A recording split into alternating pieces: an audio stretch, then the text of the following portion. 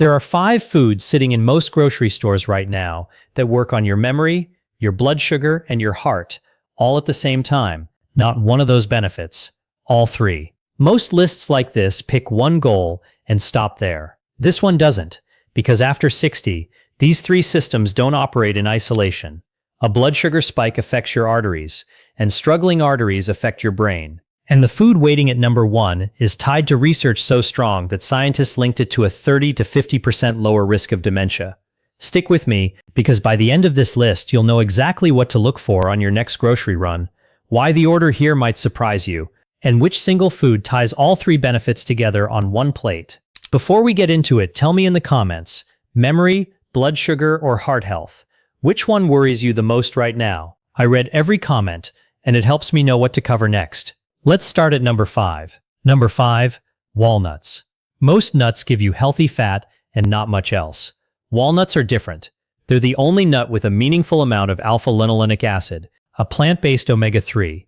And their thin brown skin is packed with polyphenols, plant compounds that act almost like bodyguards for your blood vessels.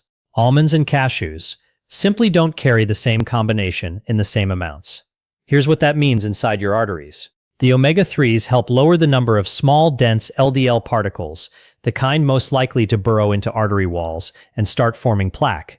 The polyphenols calm the low-grade inflammation that speeds that process along, and researchers have also measured improvements in how well the blood vessel lining itself relaxes and expands after regular walnut consumption. A walnut looks like a simple snack. What it's doing underneath is closer to ongoing maintenance work on your cardiovascular system. Think about someone like Frank, 68, a retired mechanic who spent 40 years fixing engines, and in his words, ate like he was still 25. A cholesterol panel at his annual physical came back with LDL numbers his doctor circled in red pen. Frank didn't overhaul his whole diet. He made one swap. The bag of pretzels he kept in his truck's cup holder became a small container of walnuts instead. 6 months later, at his follow-up appointment, his LDL had dropped enough that his doctor asked what changed. Frank's answer was almost embarrassingly simple: one snack swapped for another. That's the kind of change that tends to stick, because it doesn't ask you to give anything up. It just asks you to trade up. The research backs up what happened to Frank. In the PREDUM trial, one of the largest nutrition studies ever conducted, participants who ate walnuts more than 3 times a week had a 47% lower risk of dying from cardiovascular disease compared with those who ate none. A separate 2-year trial that followed healthy older adults found that a daily handful of walnuts, about half a cup, measurably lowered LDL cholesterol, with men seeing the biggest drop. There's a longevity angle, too. A large cohort study tracking more than 200,000 people over 3 decades found that those eating 5 or more servings of walnuts a week had a 14% lower risk of death from any cause and a 25% lower risk of dying from cardiovascular disease specifically. They also gained roughly 1.3 years of additional life expectancy compared with non-eaters. That's worth sitting with for a second. A 47% difference isn't a rounding error. It's the kind of number that usually comes from a medication, not a handful of food from the snack aisle. You don't need to eat a bag a day or restructure your whole pantry. You need a small container within reach when the craving for something crunchy shows up. Here's a simple check. Open your pantry or your car's glove box right now, at least in your mind, and picture what's actually within arm's reach when you want a snack. If it's chips, crackers, or anything from a vending machine, that's your swap opportunity. A small handful, about 1 ounce or roughly 14 walnut halves, is the amount used in most of the research. A few notes before you stock up. Walnuts are calorie dense, so a handful, not a bowlful, is the target. More isn't better here. If you have a tree nut allergy, ground flaxseed or chia seeds offer a similar omega-3 boost without the risk. And because omega-3s have a mild blood-thinning effect, if you're on warfarin or another blood thinner, mention any significant increase in nut intake to your doctor first, just to be safe. As always, this is general health information, not a diagnosis or a prescription. Talk to your doctor before making major changes to your diet, especially if you're managing a heart condition or taking medication. But heart protection is only half of today's story. Next up is a food already sitting in most pantries that does something walnuts can't. It can directly move the number on your blood sugar meter. Coming in at number 4, legumes. Beans, lentils, chickpeas, whatever you want to call them, they share one quality that makes them unusually good for blood sugar: a low glycemic index paired with a hefty dose of soluble fiber. That fiber forms a kind of gel in your digestive tract that slows down how fast sugar from your meal enters your bloodstream. Instead of a sharp spike followed by a crash, you get a slow, steady release. Over months, that steadiness translates into lower average blood sugar readings and less strain on the pancreas, which is still working to produce insulin even later in life. That same fiber also feeds beneficial bacteria in the gut, which ferment it into short-chain fatty acids linked to lower inflammation and better cholesterol handling, a second mechanism working quietly alongside the first. Consider Diane, 71, who was told at a routine checkup that her blood sugar numbers were creeping toward prediabetic territory. She wasn't interested in giving up rice and pasta entirely. She'd tried that before and it never lasted. Instead, her dietitian gave her one instruction: add a half cup of beans to lunch or dinner, most days of the week. Black beans in her chili, chickpeas tossed into her salad, lentils stirred into soup. 3 months later, her fasting blood sugar had dropped enough that her doctor pushed her next screening out by a full year. Diane's experience lines up closely with a randomized trial published in JAMA Internal Medicine. Researchers assigned 121 adults with type 2 diabetes to either a low glycemic legume diet, about 1 cup of beans a day, or a high-fiber wheat diet. After 3 months, the legume group saw their A1C, a 3-month average of blood sugar, drop by half a percentage point. Their systolic blood pressure fell by 4.5 millimeters mercury, more than the wheat fiber group, and their estimated 10-year cardiovascular risk dropped from 10.7% down to 9.6%. Notice what happened there. One food, added to meals people were already eating, moved 3 different numbers at once: blood sugar, blood pressure, and long-term heart risk. That's rare. Most single foods can't touch all 3.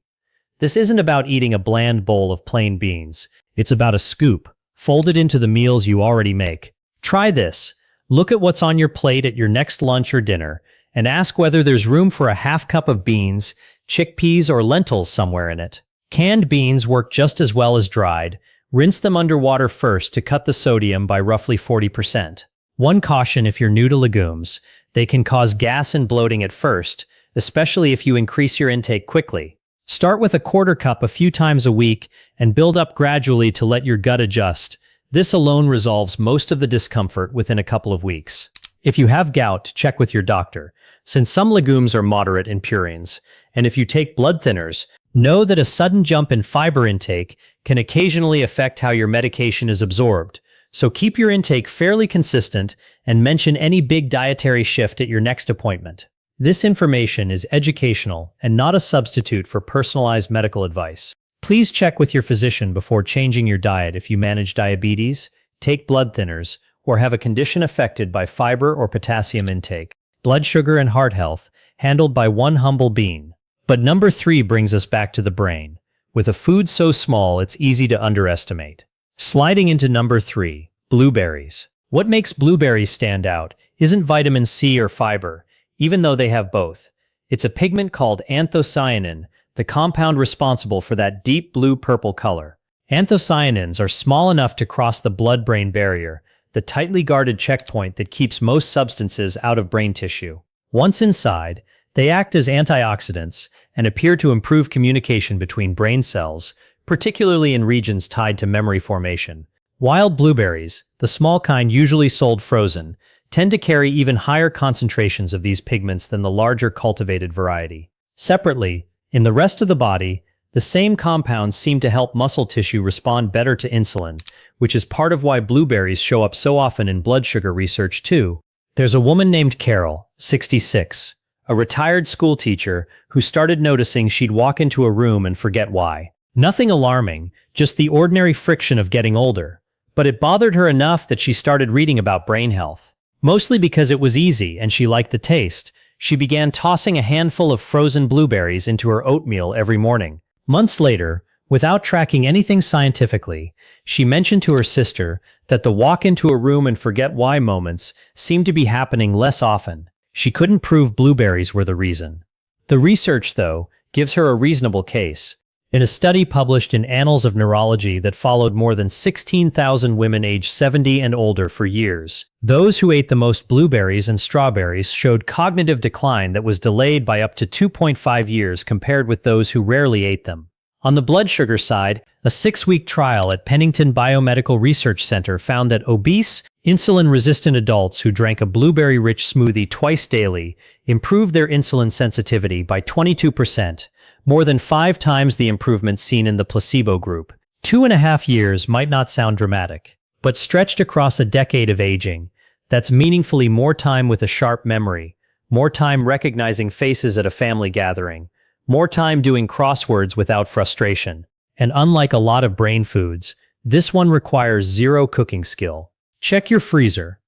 If there's no bag of frozen blueberries in there, that's the gap to fill this week. Frozen berries retain nearly all their anthocyanins and are typically cheaper than fresh. A half cup, roughly a small handful, is the amount used in most of the research above. If you're managing your carbohydrate intake carefully, keep portions to about a half cup and count them toward your daily fruit allowance, since berries still contain natural sugar. Buying organic or washing thoroughly can reduce pesticide residue if that's a concern for you. There's no meaningful interaction between blueberries and common medications, which makes this one of the lower-risk additions on today's list. Standard reminder here: this is general nutrition information, not medical advice tailored to you. If you have diabetes, talk with your care team about how fruit fits into your overall carbohydrate plan. Blueberries work quietly on memory and blood sugar together. Number 2 works quietly too, but on 2 different systems entirely. And the research behind it might be the most surprising claim on this list so far. Number 2 on today's list, leafy greens. Spinach, kale, collards, romaine. These vegetables are dense with nitrates, a compound your body converts into nitric oxide. Nitric oxide relaxes and widens blood vessels, which is part of why leafy greens are linked to lower blood pressure. But leafy greens also carry folate, vitamin K, and a nutrient called lutein, which accumulates in brain tissue and appears to help preserve the structural integrity of neurons as they age. Researchers specifically singled out folate, lutein, and vitamin K as the components most closely tied to slower cognitive decline, independent of any other lifestyle factor they controlled for. In other words, the same daily salad is quietly working on your artery walls and your brain tissue through 2 completely separate mechanisms. Take Robert, 74, a widower who admitted his diet had become mostly whatever's easiest, which usually meant something from a can or a box. His daughter, worried about both his blood pressure readings and his increasingly foggy memory during phone calls, started dropping off a container of pre-washed spinach every week with a note: "Just throw a handful in whatever you're already cooking." Robert didn't become a salad person. He just started wilting spinach into his scrambled eggs and his pasta sauce. At his next 2 checkups, his blood pressure had improved enough that his doctor mentioned possibly reducing his medication dose down the road. The numbers behind Robert's story are substantial. A study following more than 53,000 adults over 23 years, published in the European Journal of Epidemiology, found that people who ate the most nitrate-rich vegetables had systolic blood pressure that was about 2.5 millimeters mercury lower, along with a 12 to 26% lower risk of cardiovascular disease. On the memory side, the Rush Memory and Aging Project followed 960 older adults and found that those eating just 1 to 2 servings of leafy greens daily had a rate of cognitive decline slow enough to be equivalent to being 11 years younger, compared with those who rarely or never ate them. 11 years is not a typo. That's more than a decade of cognitive difference tied to a food most of us think of as a garnish. This isn't about becoming someone who eats kale chips for fun. It's about 1 serving, wilted into eggs, blended into a smoothie, or tossed into whatever's already on the stove. Try this check. Think back to yesterday. Did a leafy green vegetable touch your plate at all? If the honest answer is no, this is the easiest fix on the entire list. 1 cup raw, or a half cup cooked once a day, is the target used in the research. Worth knowing, the same study found that eating more than that amount didn't produce extra benefit, so this isn't a food where more is automatically better. 1 serving, consistently, appears to be the sweet spot. One important safety note: leafy greens are rich in vitamin K, which can interact with blood-thinning medications like warfarin. This doesn't mean avoiding greens, It means keeping your intake fairly consistent week to week, rather than swinging from none to a huge amount, and letting your doctor know roughly how much you eat so your medication dose can be managed accordingly. If you're prone to kidney stones, spinach specifically is high in oxalates. Kale and collards are lower oxalate alternatives worth trying instead. Quick disclaimer, this is educational content, not personalized medical guidance. If you take blood thinners or have a history of kidney stones, please loop in your doctor before making significant changes to your vegetable intake. Leafy greens quietly cover both blood pressure and memory.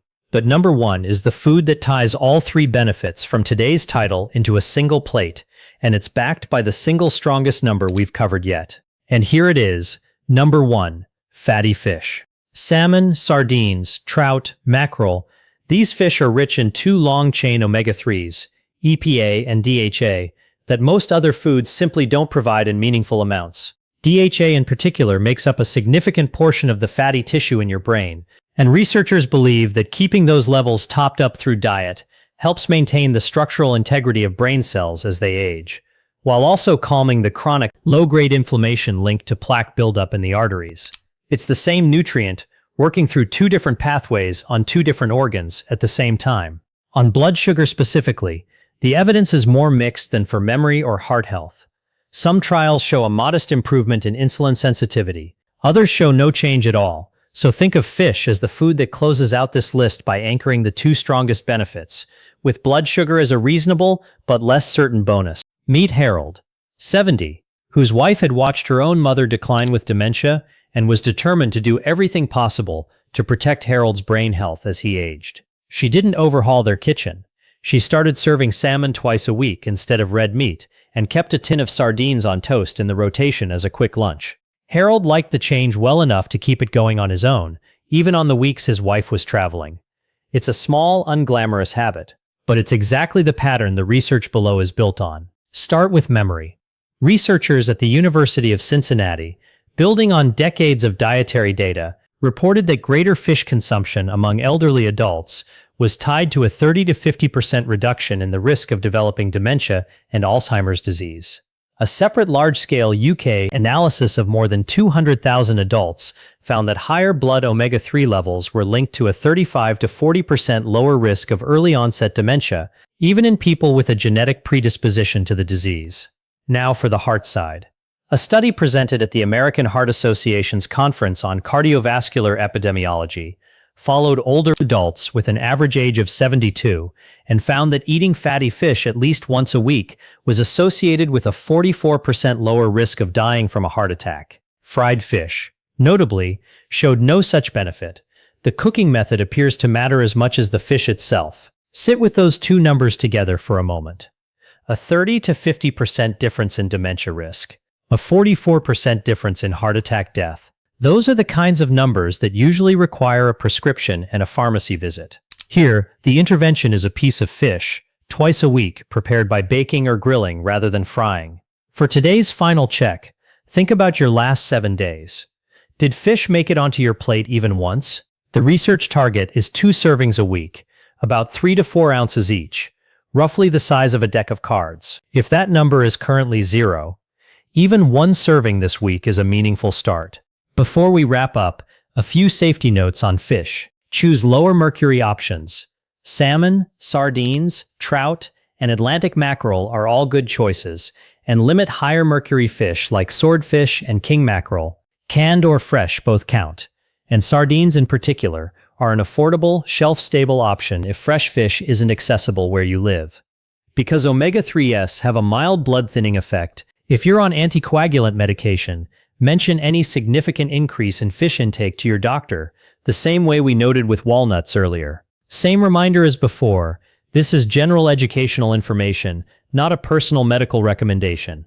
Please talk with your doctor before making significant dietary changes, especially if you take blood-thinning medication or manage a heart or memory-related condition. 5 foods, 3 systems, 1 list you can start working through this week, in whatever order fits your kitchen. Walnuts for your arteries, legumes for blood sugar, blueberries for memory, leafy greens for both blood pressure and cognition, and fatty fish tying it all together. You don't need all 5 on your plate tonight. Pick the one that felt most doable as you were watching, and start there. If this was helpful, hit subscribe so you don't miss what's coming next, and let me know in the comments which of these 5 you're going to try first. I read every single one. Take care of yourself, and I'll see you in the next video.